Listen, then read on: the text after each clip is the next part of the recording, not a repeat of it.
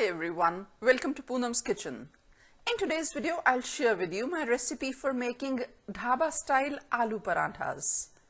Traditionally, these parathas are made in a clay oven, but today's recipe is about making these on a tawa or a skillet. No special gadget is required for making these delicious aloo parathas. Let's see how to make these. To make Dhaba style aloo paratha, I'll start with kneading a dough. Here I have 1.5 cups of whole wheat flour. I'll transfer this to a bowl, add half teaspoon salt, mix this together. I'm using water at room temperature. I'll add water little at a time and knead a dough. It's going to be a medium soft dough.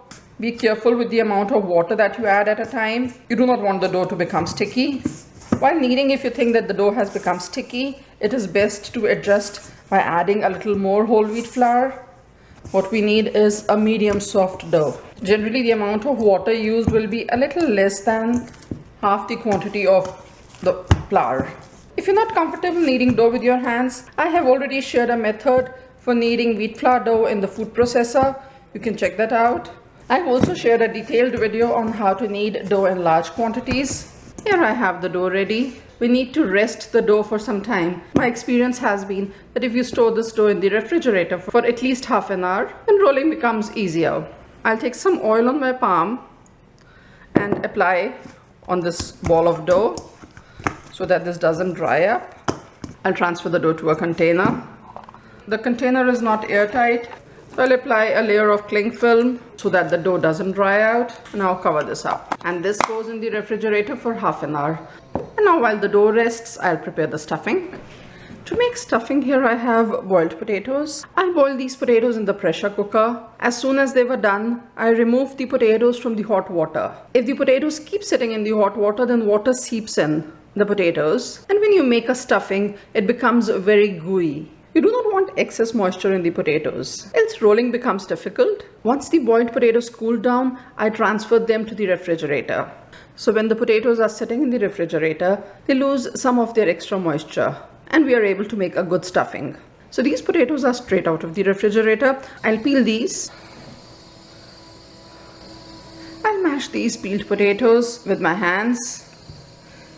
Do not grate these potatoes. Dhaba style aloo parathas have coarse pieces of potatoes. Coarse pieces of the potatoes do not have to be very big either, else they'll tear the paratha. So some fine base of potatoes and tiny bits of unmashed potatoes. I'll add a few spices.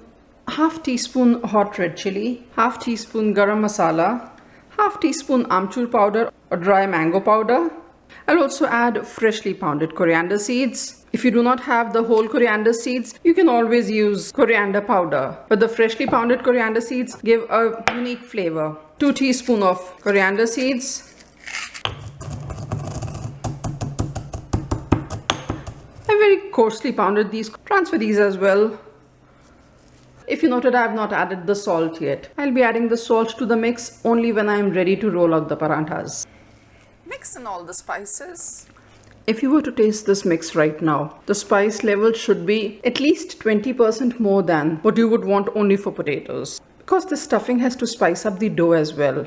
To this I am adding another 2 teaspoons of green chilies. I have chopped these fine, but the dhaba walas chop these very coarse. But I don't want big pieces of green chili coming in my mouth. And lots of cilantro leaves. Mix these all. Now you can always prepare this mix in advance without the salt. Keep it in an airtight container. I'm leaving this in this plate itself. And since I'm waiting for the dough to rest, for now I'll put this again in the refrigerator. If time permits, the best thing is mash the potatoes only when you're ready to roll. That way you can add the salt also at the same time and start rolling. The dough has rested for more than half an hour. I'll transfer it to another plate and give this a quick knead. I'll shape this into a log and make equal sized balls. The size of the ball will be bigger than what I use for making rotis because I'm going to stuff it with aloo, which is quite heavy, and tandoori parathas are generally rolled a little thicker than the rotis or our tawa parathas. Here are the 5 balls. Here's the aloo stuffing that we made, nice and cold. I need to add salt. I'll add 3/4 teaspoon salt to this. Remember, I have already added salt to the dough. Mix the salt well. I'll taste a portion of the stuffing. Nice. And divide the stuffing also in 5 equal parts. No exact measurements, just eyeballing. Now a little something about how we will proceed with making the parathas. First of all, the dhabawalas make parathas in a clay oven, that is a tandoor. The temperature in the oven is very high, more than 500 degrees Fahrenheit. The dhabawalas stick the parathas to the walls of the tandoor. That ensures that the paratha does not fall into the tandoor.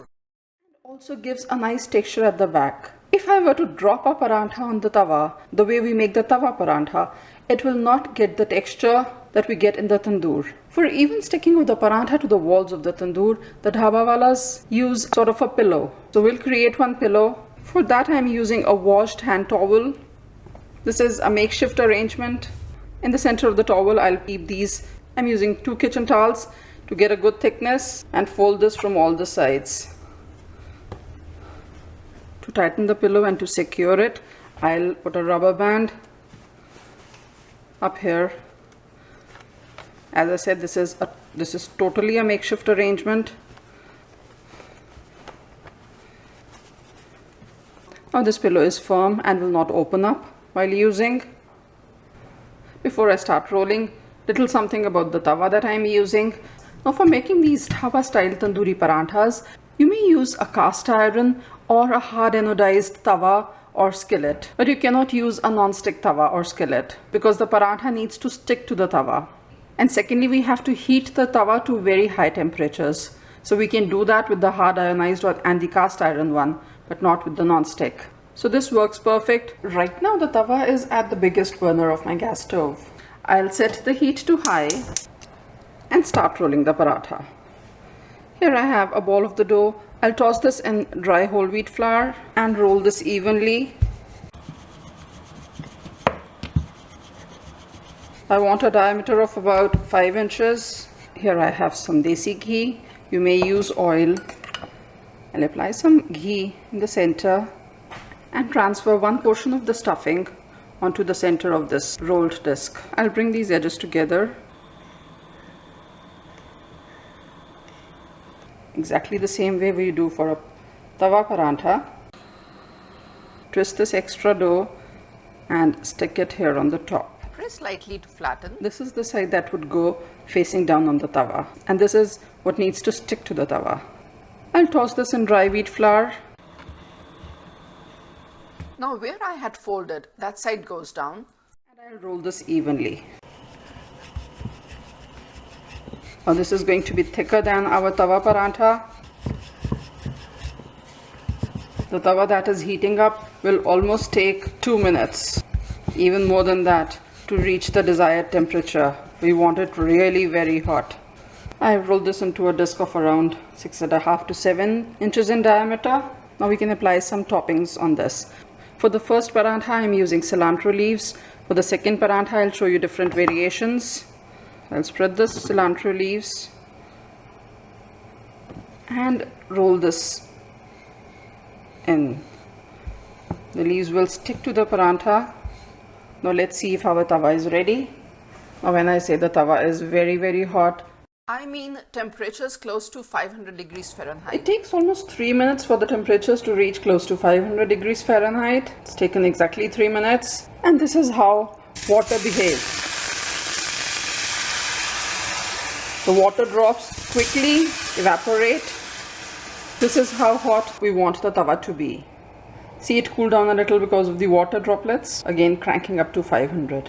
This is the perfect temperature to transfer the paratha. I'll transfer the paratha first onto this pillow.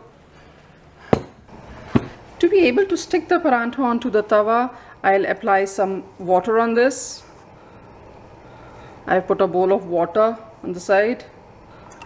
And how do I do this? Just hold the tawa.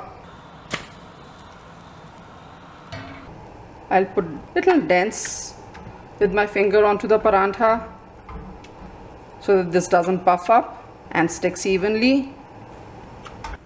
When you start seeing the dough on the top getting a little cooked, this is the time to flip the tawa. like this. You can adjust the heat. This is how it looks. You can always take a peek at the paratha to see how it is doing and keep moving it towards or away from the flame for even cooking. This looks just done. For the second paratha, I'll roll in the same manner.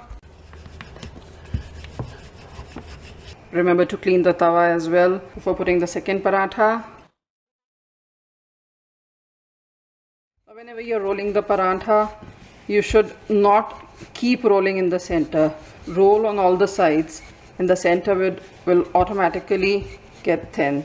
Toss in the dry flour as and when needed and then roll on the same side as earlier. Try to use as little dry flour as possible. Now for the second topping, I am going to use chopped ginger. You may use garlic, cilantro leaves. You may use chopped green chilies. It's entirely your choice, whatever flavor you want to give. Some leaves and roll these onto the paratha so that they stick. And transfer the paratha onto this pillow. One thing that the pillow definitely does is that it sticks the paratha evenly onto the tawa. Apply water. You may use a brush to apply water. It's your choice. Stick the paratha onto the tawa. Ready to invert the tawa. I'll reduce the heat to between low and medium. You'll have to adjust the heat accordingly. You need to keep taking a peek so that you know how is it doing, where to move the tawa so that the entire paratha gets the correct flame. And here I have my second paratha also ready, and remove it from the tawa. You see, if the temperatures are correct, the backside is also done so evenly, so perfect. At times the tandoor walas might give you a paratha which is uncooked from the back.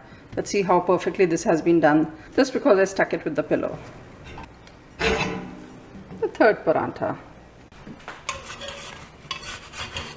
Just look at the back, so evenly done. The fourth paratha. The back side. Remember to clean the tawa each time before putting the paratha. My last paratha of the day.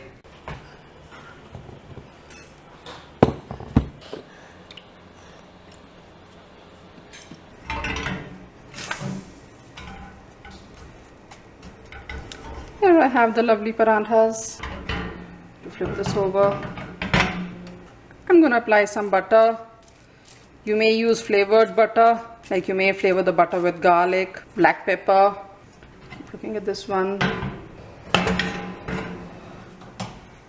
And my final fifth paratha.